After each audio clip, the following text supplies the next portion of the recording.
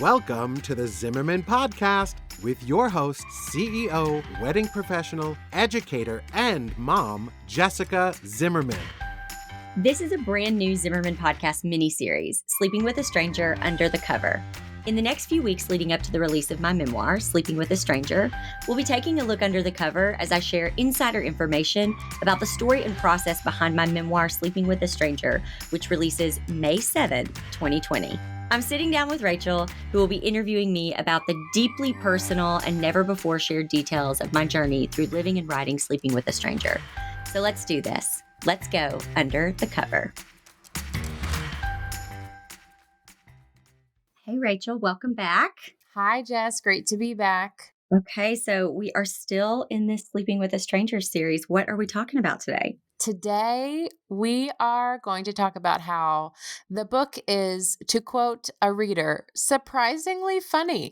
That makes me laugh because in my brain, I think I'm funny. I mean, don't we all? We all think we're funny, but I do think that that made me laugh so hard when I read her, I guess, quote about the book or her, her review of the book, and she put, "It's surprisingly funny," and I'm like, surprisingly, I like know, I'm obviously it's funny.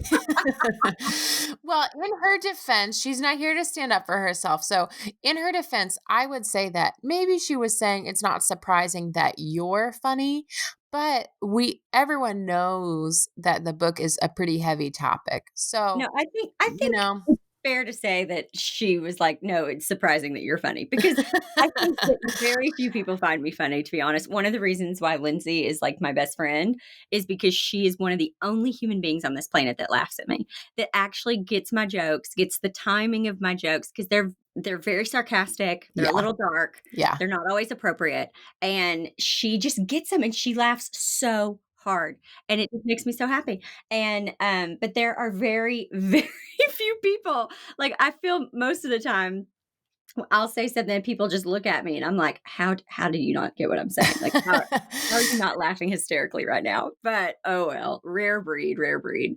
Maybe I just think I'm funny and I'm not, but it's okay. Well, maybe it's more of an acquired taste and you're constantly working with people who don't know you very well. And so they're like, I don't know whether I can laugh at this. That's true. Well, and also I think there's lots of people, and this one also who read this, who got some early access to it.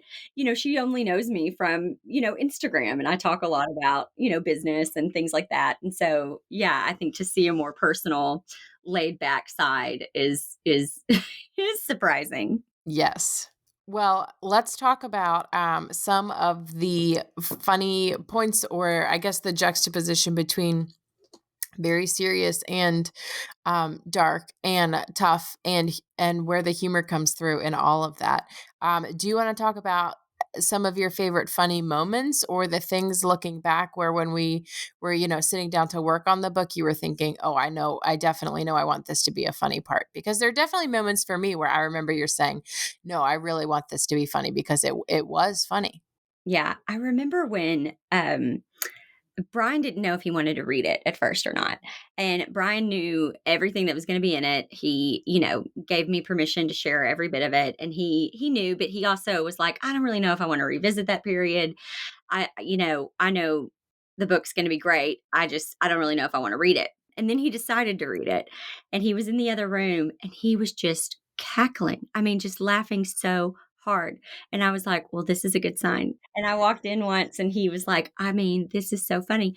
But I just told the story, from beginning to end from my perspective, from my point of view. And I think, when I talk about things like being pregnant or childbirth, I mean, I think sometimes other people look and they don't see you the way you see yourself during that time, perhaps. Yeah. Maybe someone else sees you as glowing and beautiful, and you're like, no, no, no, this is how I really feel. And so I Yeah. think, That's just sweat.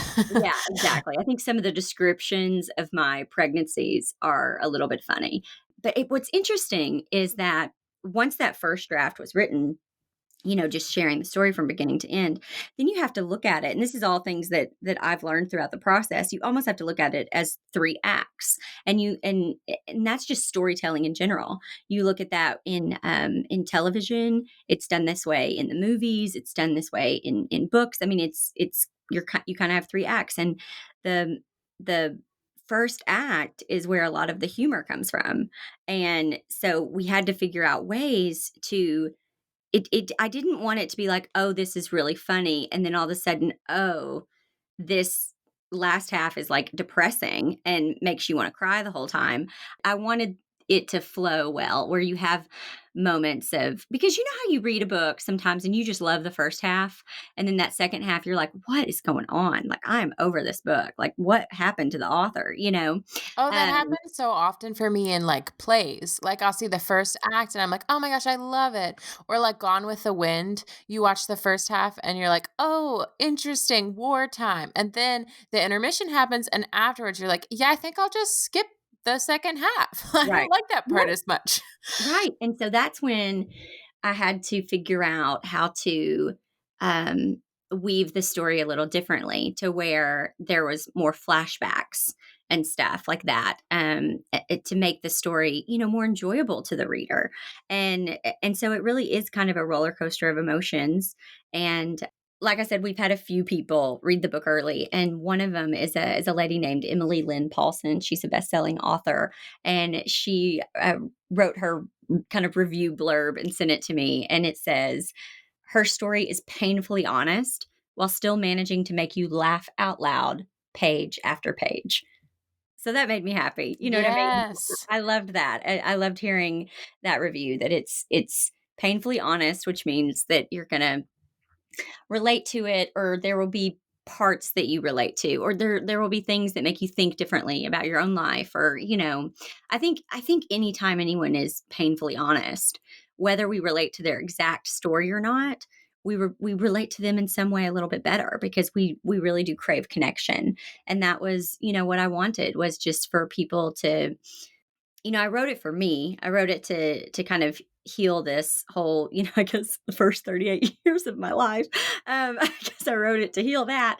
And then and whatever anyone takes from it is what they take from it. But I'm really pleased to hear that, the people who have read it have laughed really hard. And Brian, who my husband, who probably out of anyone in the whole world has every right not to love this book, loves it and laughed hysterically. So Yes. that makes me happy.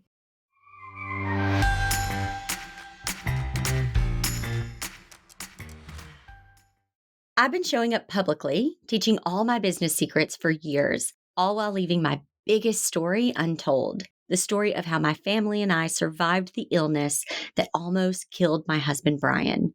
May 7th, 2020, I'm finally sharing our story with the world. If you want to be one of the first to read this never before told story, sign up for book updates at sleepingwithastranger.com. That's sleepingwithastranger.com.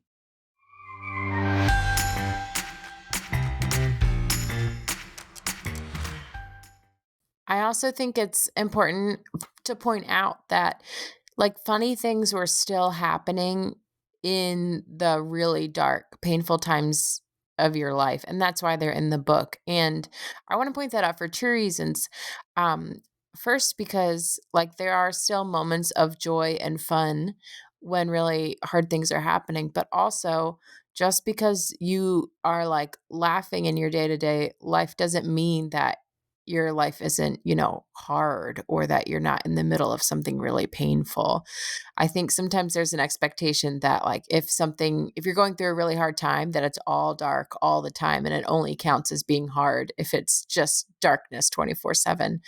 But you were in a really painful time, and there were many very painful times in your life, and they weren't negated by there also being, some laughs and fun while those were happening. Right, totally. I mean, I just remember, like one time smashing up an avocado for my son Zeke, and like Brian came in and told me something, and like I didn't say this out loud, but like in my mind, I just thought, I just want I want to be this avocado. Like, I just want to stab myself with a fork. Like, I just want, you know what I mean? Like, so there's just even moments like that where you're just, that inner dialogue that you have is able to kind of come across on the page, which is good. But you're right. I mean, there are times when, this was a very dark few years of my life, and there are still funny moments in it. And what's funny is I don't actually always do well with that. I'm sometimes like, no, if we're having a hard time, then we are having a hard time. Like, Mhm. like, you find yourself laughing, and then you're like, no, don't laugh. This isn't a good time in your Right, life. like you're betraying yourself or something. Totally. It's like, Yeah. no. This is called living. Like, it's fine. Yeah. Yeah.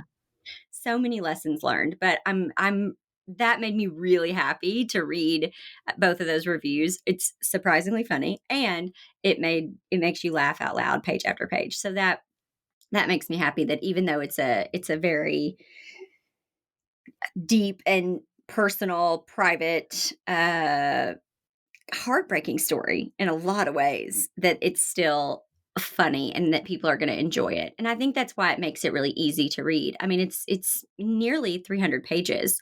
I think the last count was like 270 something. But everyone who's read it has read it, in one or two sittings, because you're just able to digest it, I guess. I guess it's a fun read. So, It is a fun read. It is. Well, and I think future readers that you won't feel I don't think reading it, even though there are heavy things, it doesn't make you feel burdened. It makes you feel comforted and seen and hopeful. So if you've heard, all these under the cover episodes about it and you're thinking, ugh, everything is so heavy right now. I don't know that I have the bandwidth to take in more heaviness. It's not like that. I think it is true and honest, and there are dark parts, there are triumphant parts, and I think you finish it feeling like you know yourself better and you have more hope for the future. So don't be scared off by knowing it's about, tough things. yes. And I just want to say that this podcast episode is being aired on, I believe, March 26th. And if it isn't ready today, then it will be ready any day now, the pre-orders. And you can go to sleepingwithastranger.com to find out more about those. Yeah. And we can talk a little bit more about pre-orders and why they're so important on the next episode. So there we go. Thanks for listening to this episode of the Zimmerman podcast miniseries, Sleeping with a Stranger Under the Cover. Don't forget, you can get book updates and VIP treatment at sleepingwithastranger.com. The book will be available May 7th. I'll see you next time.